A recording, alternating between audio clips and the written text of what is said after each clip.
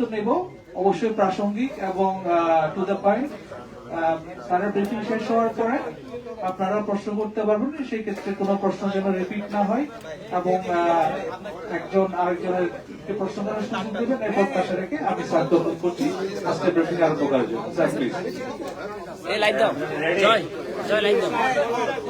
এই সামনের মোবাইলগুলো একটু নামান না রে ভাই, এত জুম আউট করেন।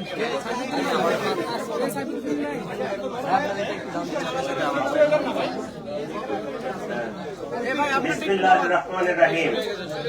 ইলেকট্রনিক ও প্রিন্ট মিডিয়ার প্রিয় সাংবাদিকবৃন্দ, আসসালামু আলাইকুম। আশা করি আপনারা ভালো আছেন। আপনারা জানেন গত 12 ডিসেম্বর 2025 দুপুর আনুমানিক 14:20 ঘটিকার সময় পল্টন থানাস্থ বিজয়নগর বক্স কালভার্ট এলাকায় মোটরসাইকেল আরোহী দুর্বৃত্তের গুলিতে ইনকিলাব মঞ্চের মুখপাত্র জনাব শরীফ উসমান বিন হাদি গুলিবিদ্ধ হন। দ্রুতই তাকে ঢাকা মেডিকেল কলেজ হাসপাতালে প্রেরণ করা হয়। পরবর্তীতে রাজধানীর একটি বেসরকারি হাসপাতাল এভারকেয়ারে ভর্তি করা হয়। পরবর্তীতে উন্নত চিকিৎসার জন্য এয়ার অ্যাম্বুলেন্স যোগে তাকে সিঙ্গাপুরের জেনারেল হাসপাতালে ভর্তি করানো হয়। সেখানে চিকিৎসাধীন অবস্থায় 18 ডিসেম্বর তিনি শাহাদাত বরণ করেন। ইন্না লিল্লাহি ওয়া ইন্না ইলাইহি রাজিউন। আমরা তার বিদেহী আত্মার মাগফিরাত কামনা করি। আল্লাহ তাকে জান্নাত নসিব করুক এবং তার পরিবারকে এই শোক সইবার মতো শক্তি ও সামর্থ্য দিক। এই ঘটনার প্রেক্ষিতে রাজধানীতে পল্টন থানায় একটি নিয়মিত মামলা রুজু হয়, যা পরবর্তীতে হত্যা মামলায় রূপ নেয়। প্রিয় সাংবাদিক ভাই ও বোনেরা, ন্যাক্কারজনক এই ঘটনার পরপরই Dhaka metropolitan police, DB, CTTC, RAB, CID, BGB ঘটনায় জড়িতদের শনাক্ত করে গ্রেফতারে করে আইনের আওতায় আনার জন্য কাজ শুরু করে। ঘটনাস্থলে উপস্থিত ব্যক্তিদের দেওয়া তথ্য, সিসিটিভি ফুটেজ বিশ্লেষণ, ওপেন সোর্স ইন্টেলিজেন্স এবং তথ্য প্রযুক্তির সহায়তায় ঘটনার দিনই শুটার ফয়সাল করিম মাসুদ ওরফে দাউদ ওরফে রাহুল এবং তার সহায়তাকারী মোটরসাইকেল চালক মোহাম্মদ আলমগীর শেখকে শনাক্ত করা হয়। তাৎক্ষণিক তাদের গ্রেফতারের জন্য আইন শৃঙ্খলা বাহিনীর একাধিক টিম সাভার, হেমায়েতপুর, আগারগাঁও, নরসিংদীতে অভিযান পরিচালনা করে। ধারাবাহিক অভিযানের অংশ হিসেবে ডিএমপির একটি টিম ময়মনসিংহের হালুয়াঘাটের সীমান্তবর্তী এলাকা পর্যন্ত অভিযান পরিচালনা করে।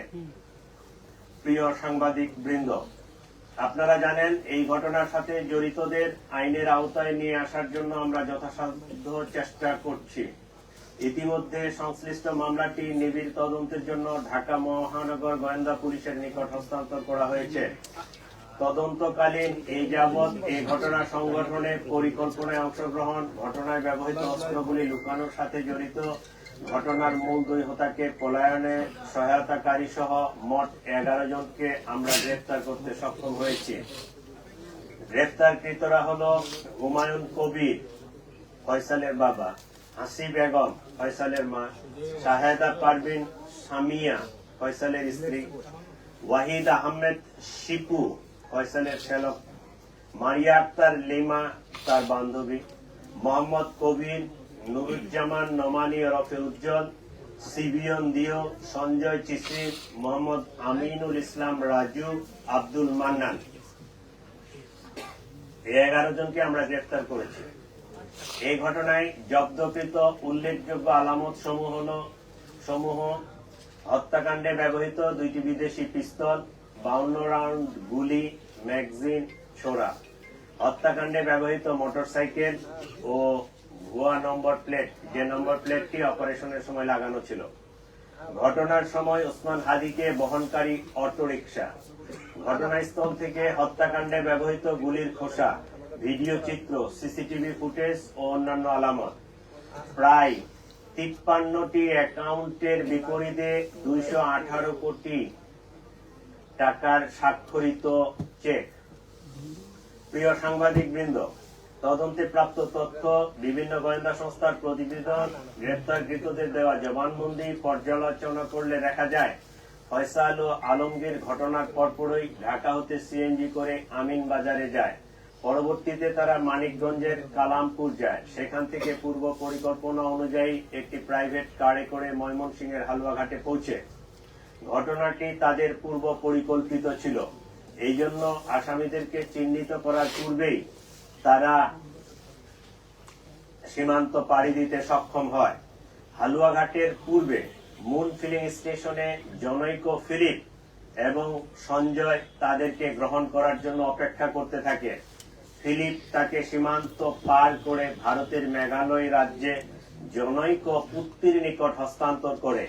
পুত্তি এক ট্যাক্সি ড্রাইভার স্বামীর কাছে তাদেরকে হস্তান্তর করে।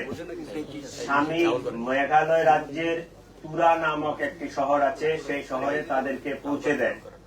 আমরা ইনফরমাল চ্যানেলে মেঘালয় পুলিশের সাথে যোগাযোগ করে যেটি জানতে পেরেছি, তারা ইতোমধ্যে পুত্তি ও স্বামীকে গ্রেফতার করেছে। আমরা সন্দেহ করি আসামিদ্বয় অবৈধ পথে সীমান্ত পাড়ি দিয়েছেন।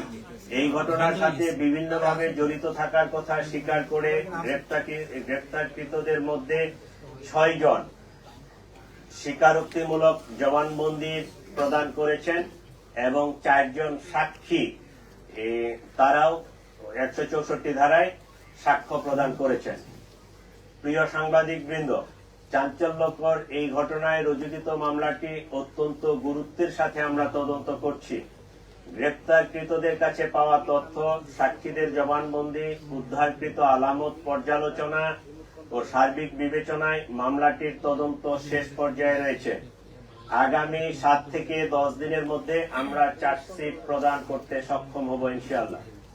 সরকার ইতোমধ্যে দ্রুত বিচার ট্রাইব্যুনালে মামলাটি নিষ্পত্তি করার ঘোষণা দিয়েছে। সেই লক্ষ্যে আমরা কাজ করছি।